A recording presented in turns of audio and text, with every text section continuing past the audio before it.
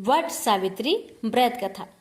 भद्र देश के एक राजा थे जिनका नाम अश्वपति था। भद्र देश के राजा अश्वपति के कोई संतान न थी। उन्होंने संतान की प्राप्ति के लिए मंत्र उच्चारण के साथ प्रतिदिन 1,00,000 आहुतियां दी। 18 वर्षों तक यह क्रम जारी रहा। इसके बाद सावित्री देवी ने प्रकट होकर वर दिया कि राजन, तुझे एक तेजस्वी कन्या पैदा होगी। सावित्री देवी की कृपा से जन्म लेने के कारण से कन्या का नाम सावित्री रखा गया। कन्या बड़ी होकर बेहद रूपवान हुई। योग वर न मिलने की वजह से सावित्री के पिता दुखी थे। उन्होंने कन्या को स्वयं वर तलाशने भेजा। सावित्री तपोवन में भटकने लगी। वहां साल्व देश के राजा धूम्रसेन रहते थे, क्योंकि उनका राज्य किसी ने छीन लिया था। उनके पुत्र सत्यवान को देखकर सावित्री ने पति रूप में उनका वरण किया। श्री राज नारद को जब यह बात पता चली तो वह राजा अश्वपति के पास पहुंचे और कहा कि हे राजन, यह क्या कर रहे हैं आप? सत्यवान गुणवान है, धर्मात्मा है और बलवान भी है, पर उसकी आयु बहुत छोटी है। वह अल्पायु है। 1 वर्ष के बाद ही उसकी मृत्यु हो जाएगी। ऋषिराज नारद की बात सुनकर राजा अश्वपति घोर चिंता में डूब गए। सावित्री ने उनसे कारण पूछा तो राजा ने कहा, पुत्री, तुमने जिस राजकुमार को अपने वर के रूप में चुना है वह अल्प आयु है। तुम्हें किसी और को अपना जीवन साथी बनाना चाहिए। इस पर सावित्री ने कहा कि पिताजी, आर्य कन्याएं अपने पति का एक बार ही वरण करती है। राजा एक बार ही आज्ञा देता है और पंडित एक बार ही प्रतिज्ञा करते हैं और कन्यादान भी एक ही बार किया जाता है। सावित्री हठ करने लगी और बोली, मैं सत्यवान से ही विवाह करूंगी। राजा अश्वपति ने सावित्री का विवाह सत्यवान से कर दिया। सावित्री अपनी ससुराल पहुंचते ही सास ससुर की सेवा करने लगी। समय बीतता चला गया। नारद मुनि ने सावित्री को पहले ही सत्यवान की मृत्यु के दिन के बारे में बता दिया था। वह दिन जैसे जैसे करीब आने लगा, सावित्री अधीर होने लगी। उन्होंने 3 दिन पहले से ही उपवास शुरू कर दिया। नारद मुनि द्वारा कथित निश्चित तिथि पर पितरों का पूजन किया। हर दिन की तरह सत्यवान उस दिन भी लकड़ी काटने जंगल चले गए। साथ में सावित्री भी गई। जंगल में पहुंचकर सत्यवान लकड़ी काटने के लिए एक पेड़ पर चढ़ गए। तभी उसके सिर में तेज दर्द होने लगा। दर्द से व्याकुल सत्यवान पेड़ से नीचे उतर गए। सावित्री अपना भविष्य समझ गई। सत्यवान के सिर को गोद में रखकर सावित्री सत्यवान का सिर सहलाने लगी। तभी वहां यमराज आते दिखे। यमराज अपने साथ सत्यवान को ले जाने लगे। सावित्री भी उनके पीछे पीछे चल पड़ी। यमराज ने सावित्री को समझाने की कोशिश की। यह विधि का विधान है, लेकिन सावित्री नहीं मानी। सावित्री की निष्ठा और पति परायणता को देखकर यमराज ने सावित्री से कहा, हे देवी, तुम धन्य हो। तुम मुझसे कोई भी वरदान मांगो। सावित्री ने कहा कि मेरे सास ससुर वनवासी और अंधे हैं, उन्हें आप दिव्य ज्योति प्रदान करें। यमराज ने कहा, ऐसा ही होगा, जाओ, आप लौट जाओ। लेकिन सावित्री अपने पति सत्यवान के पीछे पीछे चलती रही। यमराज ने कहा, देवी, तुम वापस जाओ। सावित्री ने कहा, भगवान, मुझे अपने पति देव के पीछे पीछे चलने में कोई परेशानी नहीं है। पति के पीछे चलना मेरा कर्तव्य है। यह सुनकर उन्होंने फिर से उसे एक और वर मांगने के लिए कहा। सावित्री बोली, हमारे सास ससुर का राज्य छीन गया है, उसे पुनः वापस दिला दे। यमराज ने सावित्री को यह वरदान भी दे दिए और कहा, अब तुम लौट जाओ। लेकिन सावित्री पीछे पीछे चलती रही। यमराज ने सावित्री को तीसरा वरदान मांगने को कहा। इस पर सावित्री ने 100 संतानों और सौभाग्य का वरदान मांगा। यमराज ने इसका वरदान भी सावित्री को दे दिया। सावित्री ने यमराज से कहा कि हे प्रभु, मैं एक पतिव्रता पत्नी हूँ और आपने मुझे पुत्रवती होने का आशीर्वाद दिया है। यह सुनकर यमराज को सत्यवान के प्राण छोड़ने पड़े और यमराज अंतर्ध्यान हो गए और सावित्री उसी वट वृक्ष के पास आ गई जहाँ उसके पति का मृत शरीर पड़ा था। सत्यवान जीवित हो गया और दोनों खुशी खुशी अपने राज्य की ओर चल पड़े। दोनों जब घर पहुंचे तो देखा कि माता पिता को दिव्य ज्योति प्राप्त हो गई है। इस प्रकार सावित्री सत्यवान चिरकाल तक राज्य सुख भोगते रहे। अतः पतिव्रता सावित्री के अनुरूप ही प्रथम अपने सास ससुर का उचित पूजन करने के साथ ही अन्य विधियों को पारंभ करे। बट सावित्री व्रत करने और इस कथा को सुनने से उपासक के वैवाहिक जीवन या जीवन साथी की आयु पर किसी प्रकार का कोई संकट आया भी हो तो वो टल जाता है। प्रेम से बोलिए यमराज भगवान की जय, सावित्री माता की जय, सत्यवान की जय। एक दीन ब्राह्मण परिवार था जिसमें पति पत्नी और उनकी एक छोटी पुत्री थी। उनका जीवन सामान्य चल रहा था। वर्ष बीतते गए और पुत्री भी धीरे धीरे बड़ी होने लगी। बढ़ती आयु के साथ उसमें स्त्रियों के गुण का भी विकास होने लगा था। वह अत्यंत ही सुंदर, सुशील और सर्वगुण संपन्न थी, लेकिन गरीब होने के कारण उसका विवाह नहीं हो पा रहा था। एक दिन उस ब्राह्मण के घर एक साधु महाराज पधारे। ब्राह्मण पुत्री की सेवा से साधु महाराज का मन बहुत प्रसन्न हुआ और उन्होंने कन्या को लंबी उम्र का आशीर्वाद तो दिया, लेकिन यह भी बताया कि उसके हथेली में विधवा योग है। इस बात से चिंतित होकर ब्राह्मण परिवार ने साधु से उपाय पूछा। तब साधु ने कुछ देर विचार करने के पश्चात अपने ध्यान के आधार पर बताया कि कुछ दूरी पर एक गांव में सोना नाम की धोबन जाति की एक महिला अपने बेटे और बहू के साथ रहती है, जो बहुत ही संस्कारों से संपन्न तथा पति परायण और निष्ठावान है। यदि यह कन्या उसकी सेवा करे और इसके विवाह में वह महिला अपनी मांग का सिंदूर लगा दे तो इस कन्या का विधवा योग मिट सकता है। साधु ने यह भी कहा कि वह महिला कहीं आती जाती नहीं। यह बात सुनकर ब्राह्मणी ने अपनी बेटी से धोबिन की सेवा करने की बात कही। अगले दिन कन्या प्रातःकाल उठकर सोना धोबिन के घर चली गई और फिर प्रतिदिन वह धोबिन के घर की साफ सफाई और अन्य सारे कार्य कर अपने घर वापस आ जाती थी।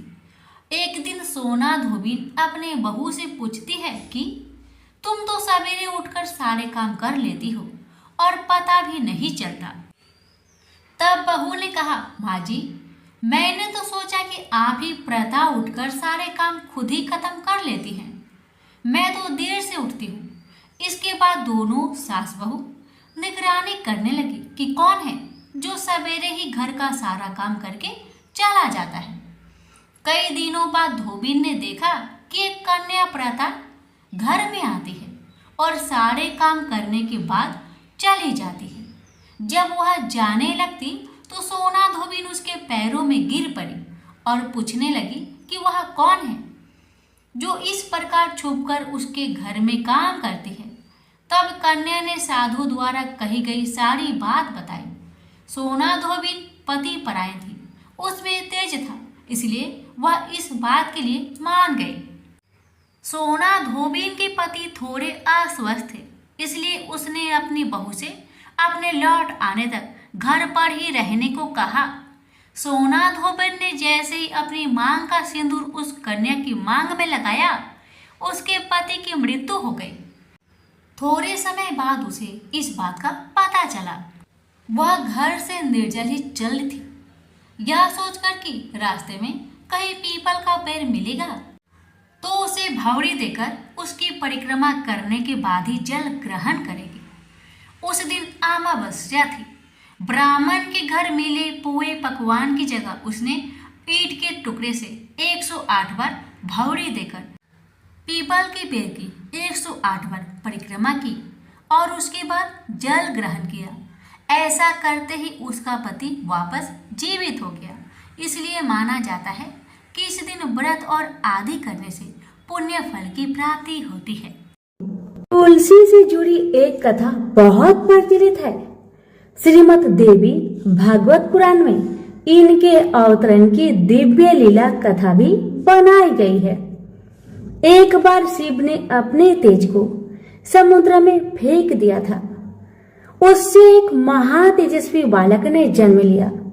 यह बालक आगे चलकर जलांधर के नाम से पराक्रमी दैत्य राजा बना। इसकी राजधानी का नाम जलंधर नगरी था। दैत्यराज कालनेमी की कन्या वृंदा का विवाह जलंधर से हुआ। जलंधर महाराक्षस था। अपनी सत्ता के मद में चूर उसने माता लक्ष्मी की पाने की कामना से युद्ध किया, परंतु समुद्र से ही उत्पन्न होने के कारण माता लक्ष्मी ने उसे अपने भाई के रूप में स्वीकार किया। वहां से पराजित होकर वह देवी पार्वती को पाने की लालसा से कैलाश पर्वत पर गया। भगवान देवाधिदेव शिव का ही रूप धरकर माता पार्वती के समीप गया, परंतु मां ने अपने योग बल से उसे तुरंत पहचान लिया तथा वहां से अंतर्ध्यान हो गई। देवी पार्वती ने क्रोध होकर सारा वृत्तांत भगवान विष्णु को सुनाया। जलांधर की पत्नी वृंदा अत्यंत पतिव्रता स्त्री थी। उसी के पतिव्रत धर्म की शक्ति से जलांधर न तो मारा जाता था और न ही पराजित होता था। इसलिए जलांधर का नाश करने के लिए वृंदा के पतिव्रत धर्म को भंग करना बहुत जरूरी था। इसी कारण भगवान विष्णु ऋषि का भेष धारण करके वन में जा पहुंचे, जहां वृंदा अकेली भ्रमण कर रही थी।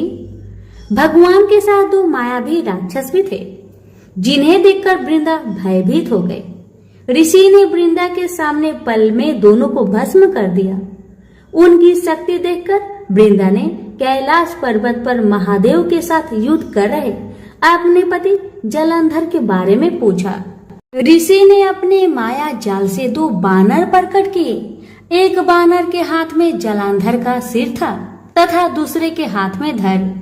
अपने पति की यह दशा देखकर वृंदा मूर्छित होकर गिर पड़ी। होश में आने पर उन्होंने ऋषि रूपी भगवान से विनती की कि वह उसके पति को जीवित करे। भगवान ने अपनी माया से पुनः जलांधर का सिर धड़ से जोड़ दिया, परंतु स्वयं भी वह उसी शरीर में प्रवेश कर गए। वृंदा को इस छल का जरा भी आभास न हुआ। जलांधर बने भगवान के साथ वृंदा पतिव्रता का व्यवहार करने लगी, जिससे उसका अस्तित्व भंग हो गया। ऐसा होते ही वृंदा का पति जलांधर युद्ध में हार गया। इसी सारी लीला का जब वृंदा को पता चला तो उसने क्रोध होकर भगवान विष्णु को शीला होने का श्राप दे दिया तथा स्वयं सती हो गई। जहाँ वृंदा भस्म हुई वहाँ तुलसी का पौधा उगा। भगवान विष्णु ने वृंदा से कहा, हे वृंदा, तुम अपने अस्तित्व के कारण मुझे लक्ष्मी से भी अधिक प्रिय हो गई हो।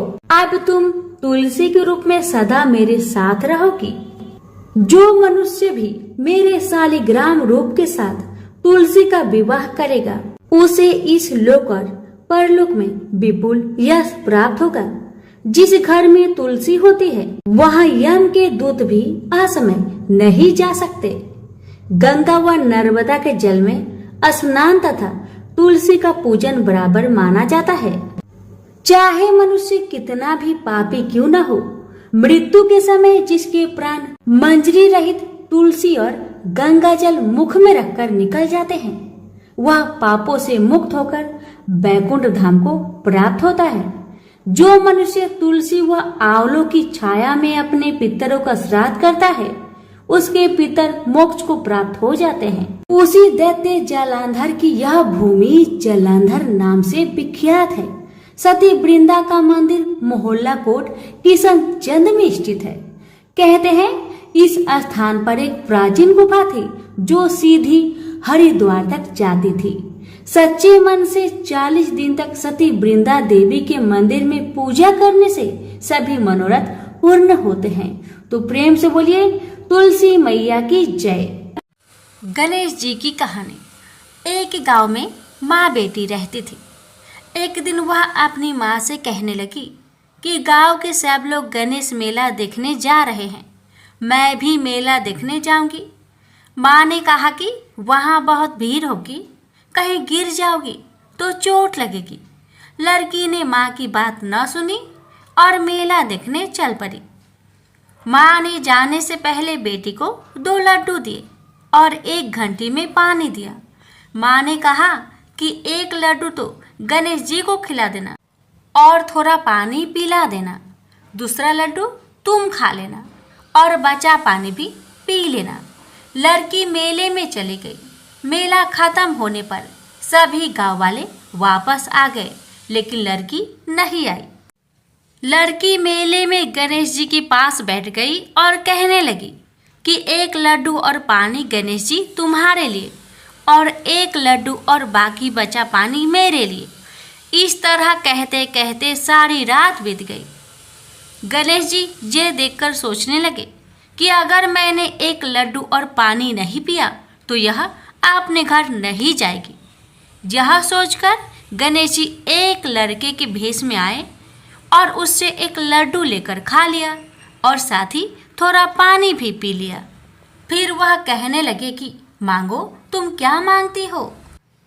लड़की मन में सोचने लगी कि क्या मांगू, अन्न मांगू या धन मांगू या अपने लिए अच्छा वर मांगू या खेत मांगू या महल मांगू। वह मन में सोच रही थी तो गणेश जी उसकी मन की बात को जान गए। वह लड़की से बोले कि तुम अपने घर जाओ और तुमने जो भी अपने मन में सोचा है वह सब तुम्हें मिलेगा। लड़की घर पहुंची तो माँ ने पूछा कि इतनी देर कैसे हो गई। बेटी ने कहा कि आपने जैसा कहा था मैंने वैसा ही किया है। और देखते ही देखते जो भी लड़की ने सोचा था वह सब कुछ हो गया। प्रेम से बोलिए गणेश भगवान की जय। लापसी तपसी की कथा। एक लापसी था, एक तपसी था। तपसी हमेशा भगवान की तपस्या में लीन रहता था। लापसी रोजाना 1.25 सेर की लापसी बनाकर भगवान का भोग लगाकर जीम लेता था। एक दिन दोनों लड़ने लगे। लापसी बोला, मैं रोज भगवान की तपस्या करता हूँ इसलिए मैं बड़ा हूँ।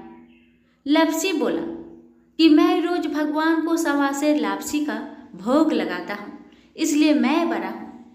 नारद जी वहाँ से गुजर रहे थे। दोनों को लड़ता देखकर उनसे पूछा कि क्यों तुम लड़ रहे हो। लापसी ने खुद को बड़ा होने का कारण बताया और तपसी ने अपना कारण बताया। नारद जी बोले, तुम्हारा फैसला मैं कर दूंगा।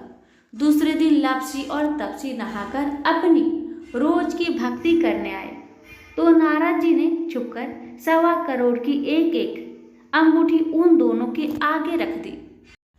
तपसी की नजर जब अंगूठी पर पड़ी तो उसने चुपचाप अंगूठी उठाकर अपने नीचे दबा ली। लापसी की नजर अंगूठी पर पड़ी लेकिन उसने ध्यान नहीं दिया।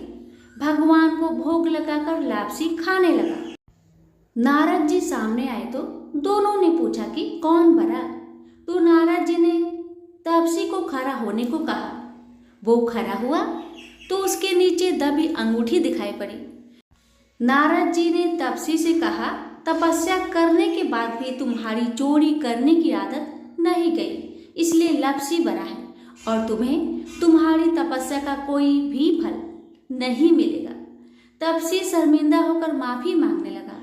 उसने नारद जी से पूछा, मुझे मेरी तपस्या का फल कैसे मिलेगा। नारद जी ने कहा, यदि कोई गाय और कुत्ते की रोटी नहीं बनाएगा तो फल तुझे मिलेगा। यदि कोई ब्राह्मण को भोजन करवाकर दक्षिणा नहीं देगा तो फल तुझे मिलेगा। यदि कोई साड़ी के साथ ब्लाउज नहीं देगा तो फल तुझे मिलेगा। यदि कोई दिए से दिया जलाएगा तो फल तुझे मिलेगा। यदि कोई सारी कहानी सुने लेकिन तुम्हारी कहानी नहीं सुने तो फल तुझे मिलेगा। उसी दिन से हर व्रत कथा कहानी के साथ लापसी तापसी की कहानी भी सुनी और कही जाती है। प्रेम से बोलिए लक्ष्मी नारायण की जय।